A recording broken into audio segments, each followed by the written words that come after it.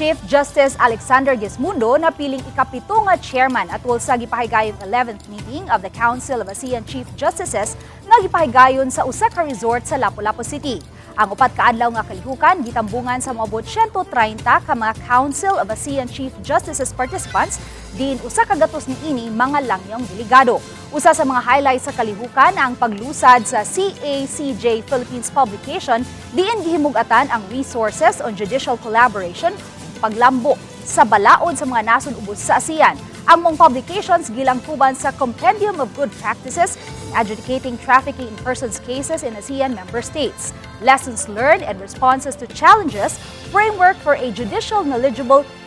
Exchange on Trafficking in Persons in ASEAN, Compendium of Video Conferencing Practices among ASEAN Member States, and Working Group on Cross-Border Disputes Involving Children, a Compendium of Agreed Frameworks.